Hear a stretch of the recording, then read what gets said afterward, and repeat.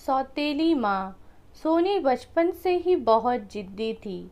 बिन माँ की बच्ची थी, इसलिए सब लोग उसे संभालते थे। दादी की तो लाडली थी। उसके पापा रामू की दूसरी शादी करने का प्रयास चालू था, पर यह 6 साल की बच्ची कुछ न कुछ करके अपने पापा का रिश्ता जुड़ने नहीं देती थी। उसकी दोनों नानी और दादी उसे समझा समझा कर थक गई। बेटा, सभी सौतेली माँ बुरी नहीं होती, और हम हैं ना, तुम्हें अगर तकलीफ दी तो हम उस पर चिल्लाएंगे, डांटेंगे। लेकिन उसके मन में बार बार डर आ रहा था कि सौतेली माँ मुझे तकलीफ देगी, पापा भी उसका ही सुनेंगे और उसकी माँ की आखिरी याद, मतलब उसका मंगलसूत्र, वह भी उस सौतेली माँ को दे देंगे। ऐसा उसे लगता था। वह लड़का है, मतलब उससे ही सब प्यार करेंगे, मुझसे नहीं। ऐसा मन में वहम बिठाए वो इस शादी को नहीं होने देगी। ऐसी जिद पकड़ कर बैठी थी। उसके जिद के आगे रामू भी नहीं बोल सका। दोनों दादी और नानी काफ़ी चिंतित हो गई। बाद में नीता की माँ ने समस्या का समाधान निकाला। नीता की एक दोस्त माया, जिसकी उम्र हो चुकी थी, इसलिए उसकी शादी तय हो रही थी।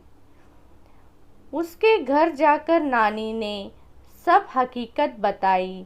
वह सब सुनने और समझने के बाद भी माया शादी के लिए तैयार हो गई।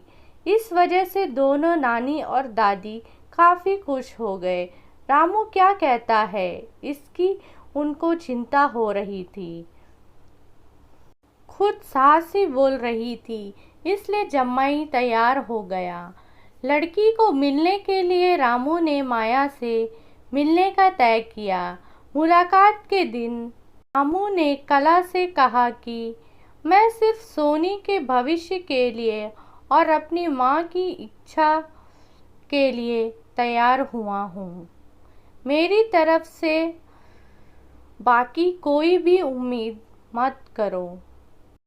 यह सुनते ही बहुत बुरा लगा कला को, पर कितने दिन घर वालों के ताने सुनूं, इसलिए कला तैयार हो गई और शादी भी हो गई।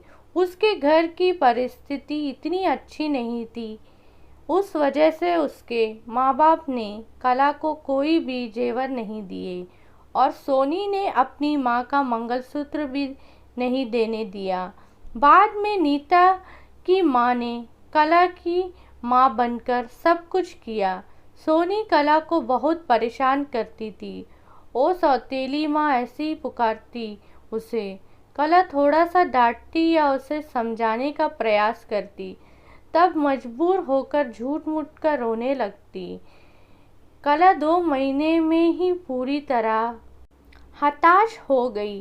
दोनों दादी और नानी को पहले से ही सब कुछ पता था, इस वजह से कला को वह कुछ नहीं बोलती थी। वह उल्टा उसे बोलती थी कि मारोगी भी तो चलेगा, पर रामू को यह सब सहन नहीं होता था।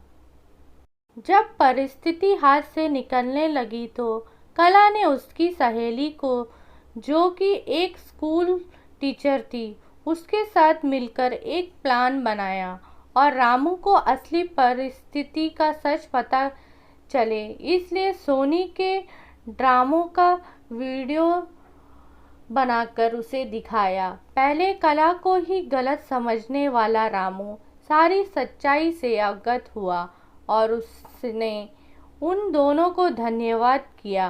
प्यार से सोनी को समझाया कि इसके आगे तुम्हें कला के साथ अच्छा बर्ताव करना होगा, उसकी सब बातें सुननी होगी।